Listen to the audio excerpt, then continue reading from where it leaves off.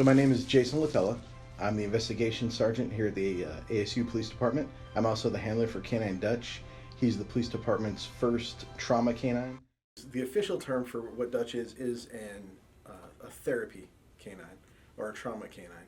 Officially, though, what he is an emotional support animal for our victims. So when a victim comes in to have their meeting with a detective, as long as they meet the criteria, they're not afraid of dogs, they're not any substances that may make them act erratically, and they're not acting erratically because Dutch's safety is also a concern. He can be there if they would like, and they can pet him while they talk to the detectives. We got Dutch when he was 3 months old. He was a puppy from an AKC certified show family, but he's got an overbite, so he couldn't be a show dog. So the family was selling the dog. They have a good reputation for breeding healthy dogs. Hip health is very important for a lab. So we contacted them and they said, well, we do have one dog that's not a show dog. We can provide a discount for the dog. They have excellent temperament because they're show dogs. So we went out and we met with Dutch. He was just phenomenal from the get-go. He was very even-tempered, very mellow, especially for a puppy. So while he wasn't reared specifically for this, from roughly 3 months old on, we've been training him. He comes to work with me Monday through Thursday. Those are my regular work days. So he's at work with me every day. We do something every one of those days here at work. We also, about once, roughly every 3 to 6 weeks, we meet with a trainer for one-on-one sessions just to see how he's doing, make sure he's progressing towards his certification. So we do that officially once every 3 to 6 weeks, and then that trainer gives us homework. So a lot of times on our days off, we'll go and work on our homework. Currently, Dutch's big stumbling block is ignoring other dogs. And if you've ever been in a facility where they bring dogs in, say, to a hospital, and another dog is already there visiting, they have to ignore one another because he's still a puppy at 14 months. He sees another dog and he's immediately going, let's play, it's playtime.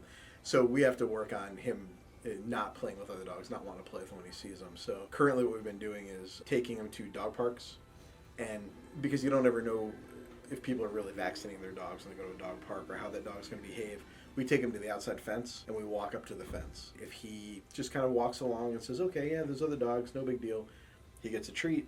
You know, he's doing what he's supposed to do. When he stops and immediately gets into that play bow or starts to react, we stop, we walk away, give him a minute, pet him, calm him down, we reapproach. So we do that at least twice on our 3-day weekend. At least 2 times we go to the dog park and work on that.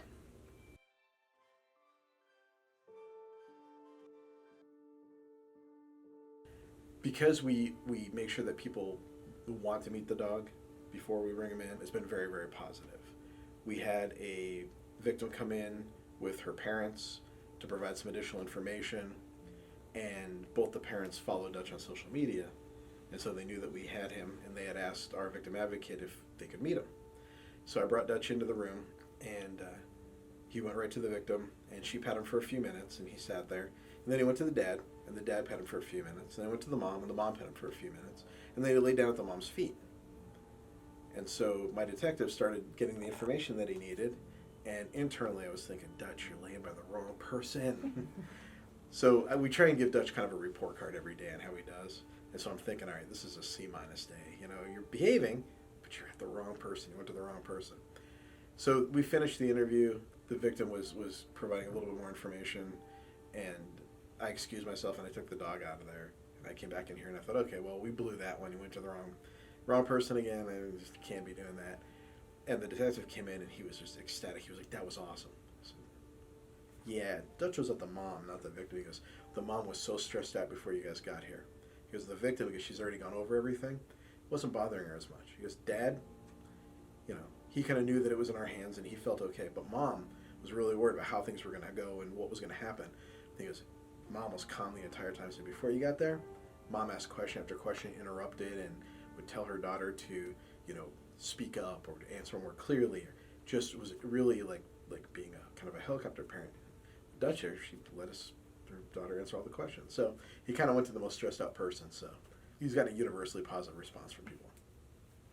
What would you say is Dutch's favorite part of the day? I think if we're doing events, that's his favorite. He loves going out and meeting new people, and he loves getting pet by new people, especially if it's something that's wide open.